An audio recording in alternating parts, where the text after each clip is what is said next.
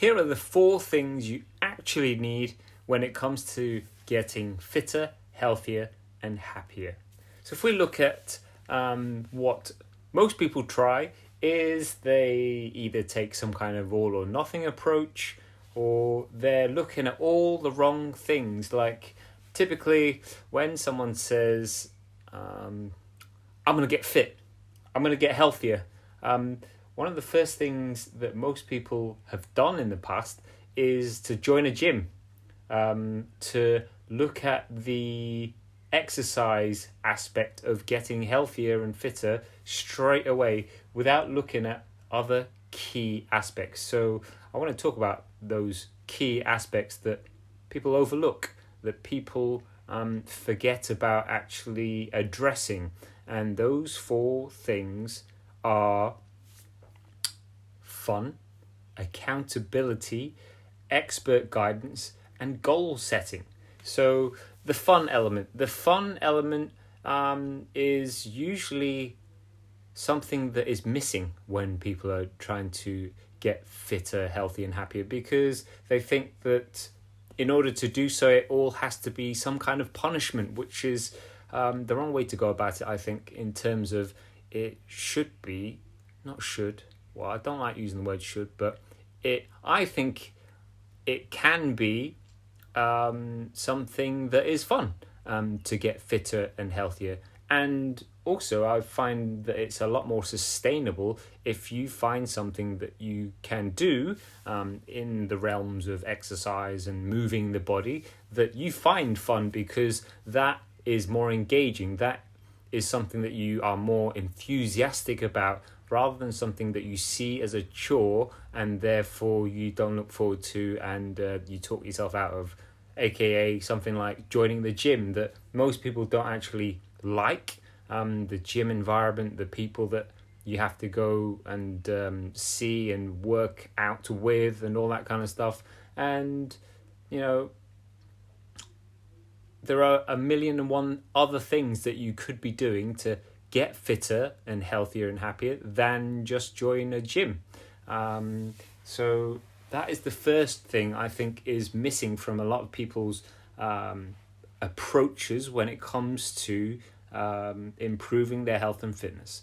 The second thing is probably the biggest out of all 4, is the accountability.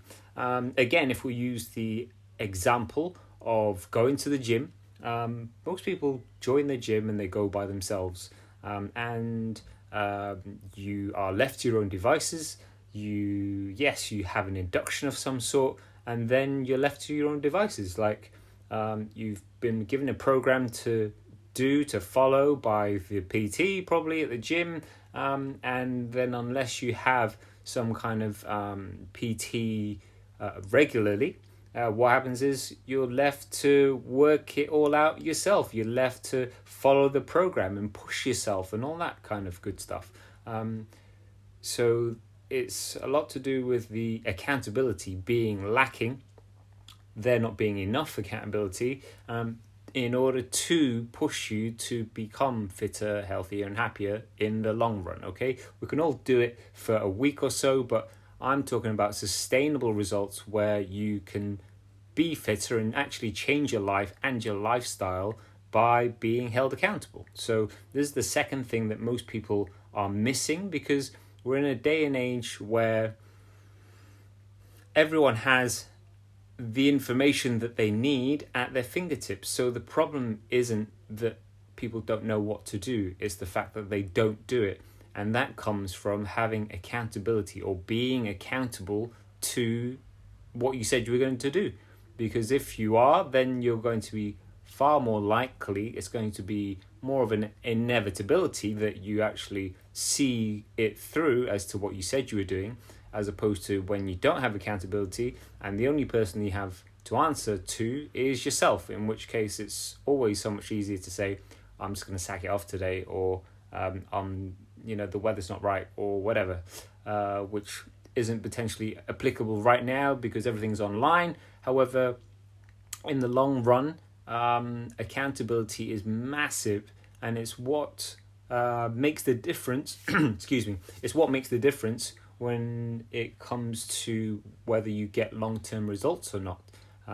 So that is the second thing I think most people are missing when it comes to improving their health and fitness and generally feeling fitter, healthy, and happier.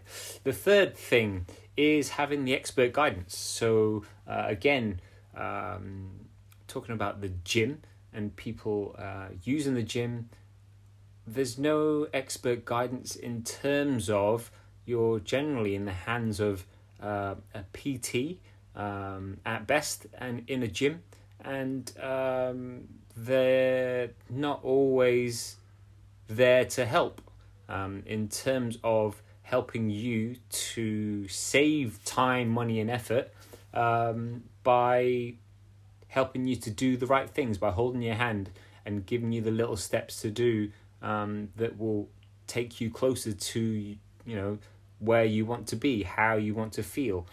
So in terms of the expert guidance, a lot of people don't have that, and you get the expert guidance by investing in your health, by getting help from fitness professionals, and it puzzles me that a lot of people will spend thousands on the latest phone. Let's say they'll spend thousands on the latest phone. They have to have it. But then when it comes to investing in their own health, they're somehow not willing to invest in themselves, in their own health and fitness, which is something that they're going to benefit from much, much more in the long run, as opposed to having some shiny phone that is going to last about a year, because then it's going to be replaced again. Expert guidance is something else that I think a lot of people are missing. That's why I have a coach as well for the expert guidance, so I don't have to think about what I have to do. He just tells me what to do, so even I have a coach. Where would I kind of be if I didn't have a coach? Because I'm expecting my clients to invest in themselves. So that's what I do. I walk the talk, so to speak, by having expert guidance for myself as well. And on the flip side, I hopefully give guidance to my clients so that they don't waste any more time and money and effort on doing all the things that don't work. And finally, the fourth thing that I think is missing when people are trying to get fitter, healthier, and happier is the right kind of goal setting. So it's all well and good saying, I want to be fitter and healthier and happier, but unless you have specific goals, unless you have a plan, it's like turning up to the supermarket, not having a plan, not having a map, and just wandering around and doing a bit of that, or in the supermarket case, ending up buying a load of ingredients, but not necessarily all the ingredients you need for the recipe or for the meal that you want. And in the case of our health and fitness, unless we have specific goals or a map or a plan, and a plan that actually fires us up in terms of the right kind of goal setting, whereby we lock into and hone in on the way we want to feel, that in itself is going to be so much more powerful when it comes to setting goals that are going to motivate you and keep you motivated long after the novelty is worn off, long after you've got over the initial aches and pains from the DOMs and stuff. What you want is a long-term goal that is going to keep you going, is going to help you to get off your ass when it comes to doing things even when you don't want to do it. So that's the kind of goal setting I'm talking about, in terms of a goal that is measurable, that has urgency, that has a deadline of some sort to keep pushing you. Okay, so they're the four things I think are missing from most people's approaches when it comes to looking to improve their health and fitness to feel fitter, healthier, and happier. And right now it's more apparent than ever and more important than ever, that people are looking after themselves and their health and fitness. Like when I'm out right now, I see so many more people out doing something to keep their fitness, if not for their own sanity, then for their health and fitness, their mental health and their physical health as well. And it's great to see. However, it's about the sustainability for me, and that comes from having those 4 key things mastered: the fun element, having some kind of fun, having the accountability, having the expert guidance, and having the goal setting, the right kind of goal setting.